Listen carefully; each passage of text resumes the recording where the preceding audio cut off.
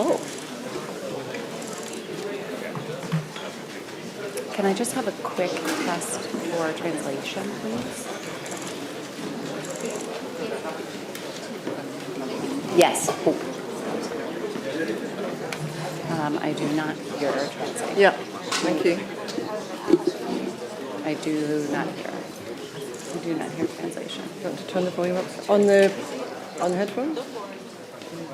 Okay, I hear you. Can you hear me? Yeah. Vamos sentándonos, por favor, compañeros. Esertze joango gara, mesedez.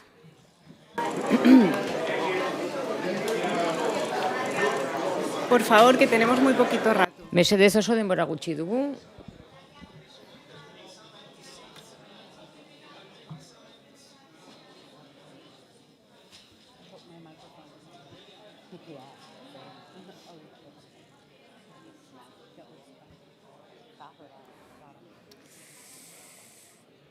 The bottom of your top. Oh.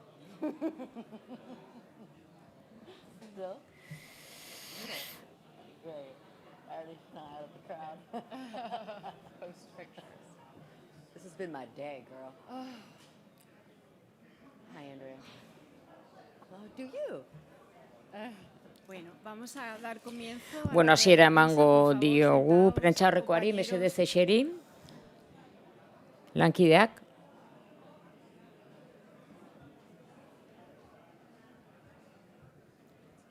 Bueno. Nos sentamos, por Bueno, favor, eseriko para gara, comenzar. mesedez prentsaurrekoa hasteko. Muchas gracias, compañeros. Eskerrik asko Bueno, lankideak. buenos días, bienvenidos a una Egunon, nueva ongi prensa etorri del prentsaurreko Festival. berri Como batera, sabéis, zinemaldiaren esta rueda de edizionetara. prensa Prentsaurreko por lo honek tanto, funtzio bikoitza du celebramos alde uno de los batetik. premios Donostia de Donostia este año. sarietako bat ospatzen dugu. Jennifer Lawrence zuzendari eta gidoilari oso pozik gaude bera zinemaldian izateaz. Eta bestalde, Daimailov aurkezten dugu. Donostia sariaren proiekziori lagundu egiten diona, badakizue Lynn Ramshaykek zuzendua dagoena, eta bere ekoizleak ditugu ere bai maila aurkeztuko dizuet, eta hasiko gara. Beste muturretik gu gauden tokira arte, Jaskin Charloki dugu ekoizlea.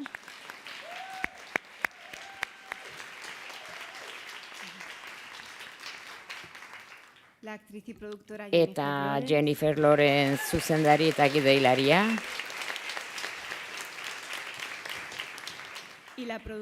Eta ekoizlea Andrea Calderburg.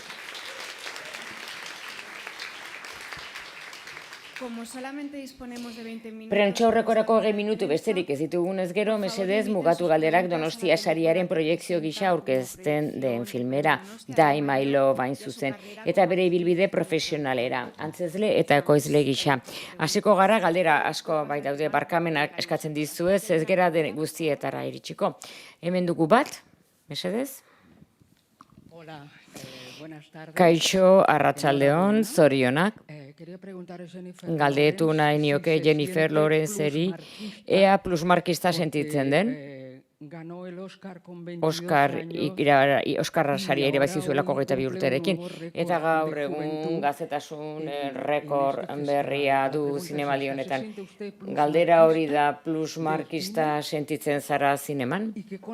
Eta ze aholkua emango zenieke zineman arrakasta izan nahi duten antzezlei askolan egin dezatela agian? Bueno, ohore handia da, niretzat, eta benetan ustekabea izan da, eta ohore handia da hemen egotea, eta sari hau jasotzea noski. Eta antzezle gaztei esango nieke, filmak ikusteko, ikasteko, eta probak egiteko noski, eta saiatzen joateko. Hau da, filmak ikusteko horixe esango nieke oso garrantzitsua dela. Hemen galdera bat, mesedez? Hola, buenas tardes. David Martín. Arratsaldeon, David Morte, Pinatiko Espainia, galdera bat Jennifer Rentzazu zara ekoizlea film honetan. Film bat ekoiztea, kultura ekoiztea da, iritzi bat ematea, eztabaida publikoan egotea, eztabaida publikoa oso mehatxotuta egon da, askatasuna adierazpena jokan dagoelako, ze iritzi duzu mehatxu honen gain estatu batuetan? Adierazpen askatasunaren inguruan, bizi duen mehatxua alegia. Bai, egia da.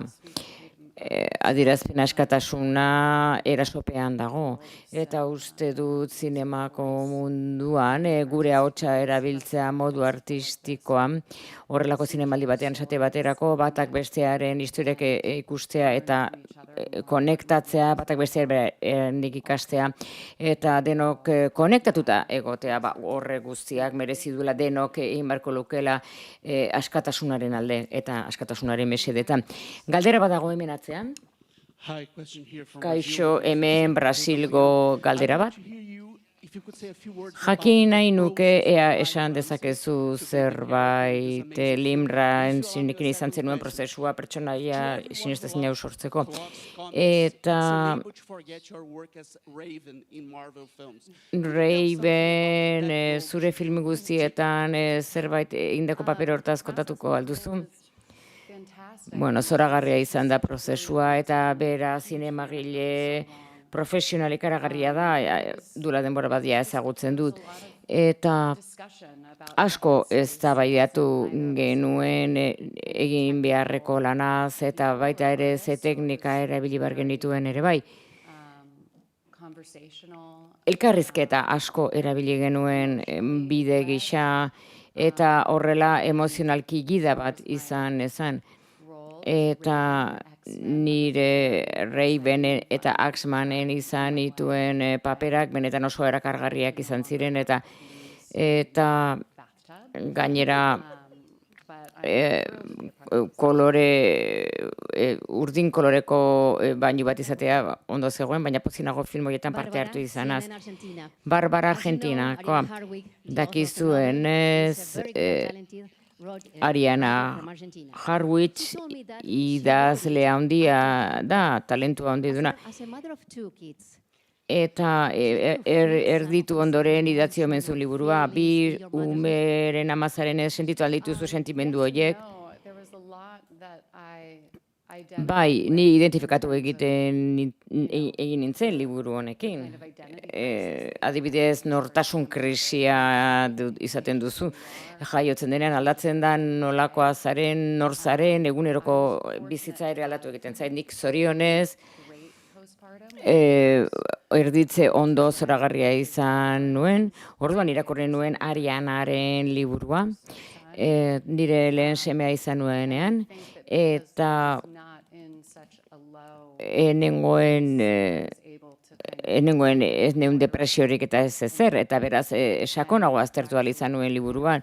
Eta nolabait nire bigarren umea izan nuenean, bai, erditze ondo okerragoa izan nuen, gogorra izan nuen, eta benetan orain pixkat harrigarria egiten zait edo arrotza egiten zait liburua, filma ikustea. Ikusita egoera desberdin pasan nituen. Hemen galdera bat, hemen aurrean.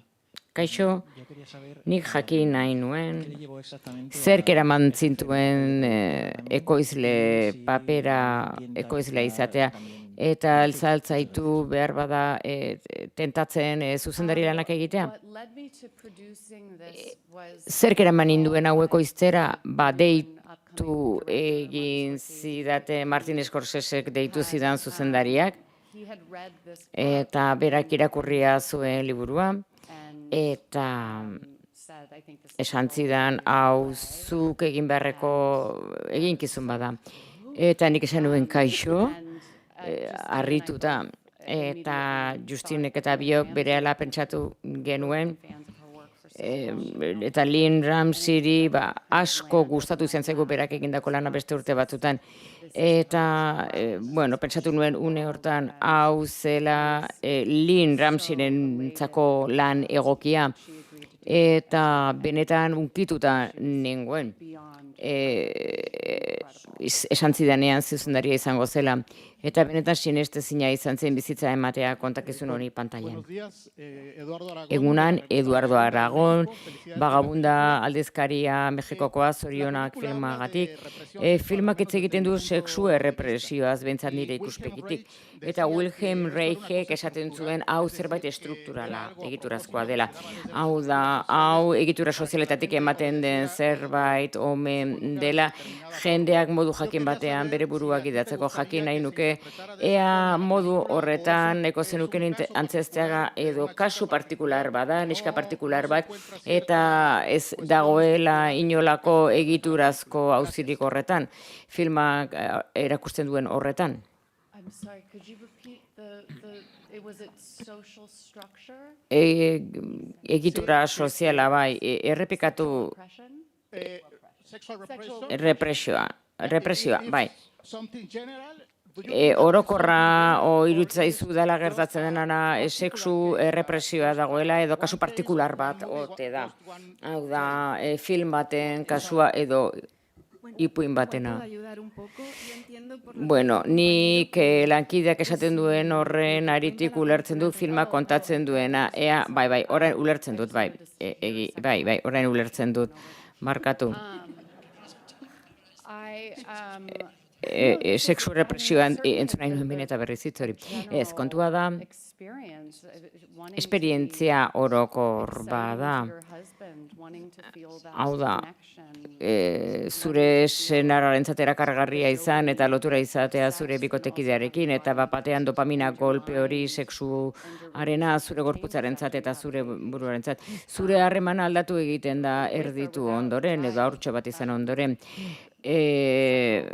Aur bat gabe edo ez sexu errepresioa bai orokorra da, nik ez dut uste seme alaba bat izan behar duzunik edo erditze ondokoa izan behar duzunik ulertzeko zer den sexu errepresioa edo filme hau ulertzeko. Eta benetan hemen aipatu nahi dugun hori. Zorionak, gaztelaniaz galdetuko dizut. Zu zara talentu handienetakoa duen antzerretako bat eta simpatikoenetako bat gogoratzen naiz. Globo sariak esan zuen, bueno, ez behiate sarira ematen ies egingo dut, aldingo dut hemendik. Bueno, gogo eta egiten duzu, nola ikusten duzu Hollywood gaur egun, emakumeari begira, eta baita ere integrazioa eta aniztasuna eta aldaketak ikusi nahiko zenituzke etorkizunean, eskerrik asko.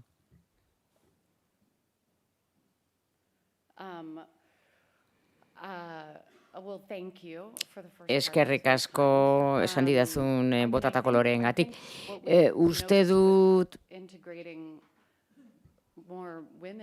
emakume gehiago sartzea zinema munduan. Emakumeak merezi du bere plataforma eta bere argia ere eukitzea eta bere fokoa. Eta Kravitzek ere egin du film bat horren inguruan. Aukera ematen zaigunean, munduak aukera ematen digunean, onura ateratzen du munduak, emakumeak parte hartzean, historio gehiago kontatzen dira, eta ikuspegi gehiago daude, historio kontatzen diren modu horren inguruan. Horixe da esan nahi nuena. Hemen galdera bat atzean. Kaixo, Ana Movistar Plusetik eskerrik asko filmagatik, naiz eta kaotikoa eman batzuetan, harritu egin hau zerbait harrigarri ikusteak. Hau da, ikusi dut kontrapuntu gisa. Hau da, interneten dagoenaren kontrapuntu gisa. Horretan pentsatu alduzu antzezpena egitean, bueno, egia esan ez da nik pentsatu dudan zerbait. Hau da, zuk epatu duzu mugimendu horren kontra ez gino, zela. Hau da, amak gizaki gisa ikusten hasiak dira. Eta beraz, egunero, gizakiak dira, egunero lan handia egin behar dutenak, eta beraz, Horregatik, uste dut, benetan, ez dela eta edo nola egiten dira gauzak eta nola egiten duzun bestea, edo bertsio bat da bestea, baino hobea ez da hori. Baizik eta zerikusi handiagoa du, etxea zaintzen duen pertsona bati buruzkoa da. Hori da lantzen duena, ze presio duen eta ze energia behar duzun ama baten lan egiteko, eta zen zaila den gainera lan hori egitea. Bueno, hirurak mailan zaudetenez galdetu nahi nieke Justin eta Andreari proiektu honen inguruan. Hau da, zuetako batek jadanik lan egintzen nueten Lim Ramsaynen lehen filman. Ez ba, oker ez banago. Eta Justin da ekoizpen etxea Excelen kadaberren sortzaileetako bat, gure protagonistarekin batera. Beraz, galdetu nahi nizueke zergatik inplikatu zareten proiektu honetan, eta zer zegoen kontakizun horretan, pentsarazten zizuena, hori zela gaur egun egin beharreko filma, eskerrik asko.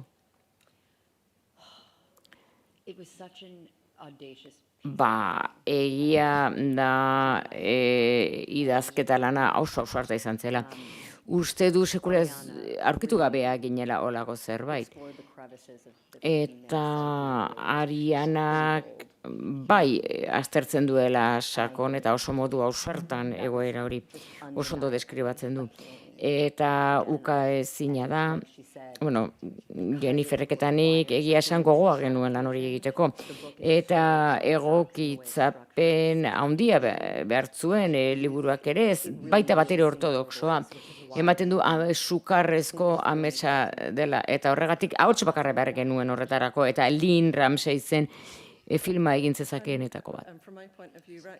Nire ikuspegitik, Redcatcher da film orain arte, Linnek eta nik bilatu genuen zertan lan egin eta hainbat proiektu buruz hitz egin genuen eta berak komentatu zuen, Jennifer Lorezekin zuen proiektu hau eta esan zidan. Osatuz gurekin bidaiara eta atsegin handia izan zen, Justinekin batera parte hartzea eta Martin Scorsesek ere esan zuena kontuan hartu berda.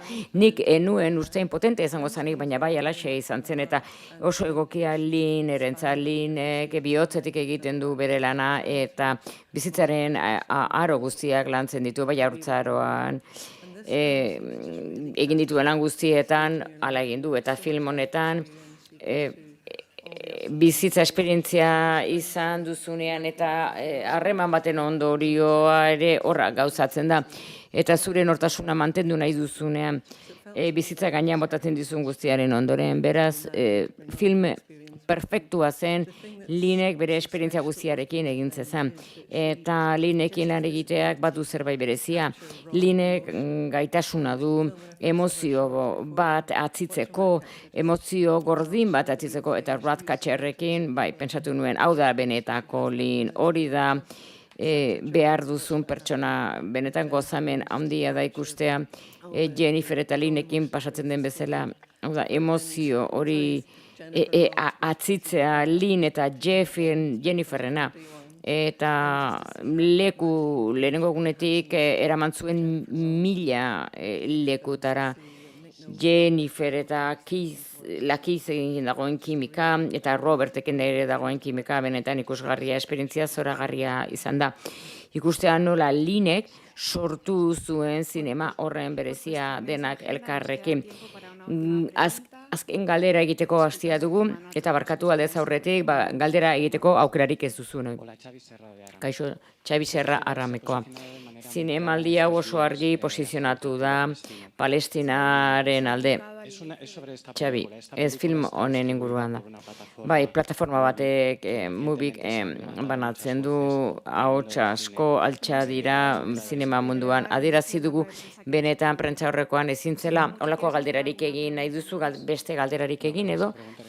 Ez, baina galdera hau garrantzitsua zen. Eskerrik asko. Ondoko galdera, hemen bazion esku bat, altxata, jadanik ez dago, gauza bera zen. Bale. Eta hemen galdera bat zegoen atzean, egin nahi alduzu oraindik? Lehenik eta behin esan nahi nuke, edo zein galdera galdetzeko aukera izan barko genukela adierazpen askatasunaz hitz egiten dugunean, hori da nire iritzia, pentsatzen dut ados egongo zarela horrekin, ados zuk esan baituzu. Galdetu nahi dizut, hau, nik 10 urteko araba bat daukat eta uste dut seme araba bat duzunean bakarrik kezkatzen zaituela etorkizunak. Galdetu nahi dizut, 2 seme araba dituzu, oso gazteak dira, baina galdetu nahi dizut, kezkatuta altzaude etorkizunaren inguruan, antzezle bat zara, zinemaldi batean, baina hemendik kanpora zegoen jendea Palestinaren inguruan protestan zebiltzanak, ez bakarrik seme alabakumeak hiltzen ari da Palestinan, baina baita ere Ukrainan eta beste herrialde batzuetan galdetu nahi nizuke, zein bateraino zaude kezkatuta gure seme alaben etorkizunaren inguruan, zure seme alaben inguruan, ni erabat beldurtuta nago, izututa nago. Benetan negargarria da gertatzen ari dena, genozidio bat gertatzen ari da, eta onartezina benetan ikaratuta nago, ume seme alaba guztiengatik, mundu guztiaren seme alabengatik, eta gainera tristetu egiten hau, honek hau da errespetu falta ikaragarria eta baita ere Amerikar politikan dagoen diskurtsoak ere kezkatu egiten hau. Hau da, normala iruditzen zaie, 18 urtekin botatzen duten gazteak, behar bada normala irutuko zaie, politikoak ez du integritateri, politikariek ez esaten dute, ez dago empatiarik eta mundu guztiak gogoratu behar du, ignoratu egiten duzunean zerari den gertatzen munduaren zati batean, laister iritsiko da zure munduaren zatira. Eta nahi nuke zerbait esateko moduan egotea, edo zerbait egiteko moduan egotea. Hau da, egoera ikaragarri hau konpondu nahi nuke, hain konplexua eta zaila bihotza apurtu didana. Badago beldur eta gertatzen dena da nire hitzak bakarrik erabili egingo direla erretorika gehiago eransteko eta egur gehiago botatzeko guk aukeratu dugun horien eskuetan, hau da jakin behar dugu zein erantzulea eta zer erantzulek egin behar dutena. Eta ez utzi antzezlei beren iritzia ematen dutenean eta artearen askatasuna adierazten nahi dugunean gure burua moztea. Zergatik jasan behar dute benetan erantzuleak beste batzuk direnean.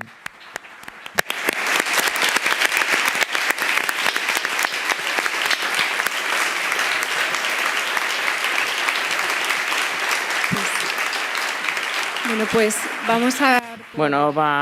Hemen bukatuko dugu prentsaurrekoa, Da I My Love eta Donostia sariaren aurkezpena. Eskerrik asko hiruroi.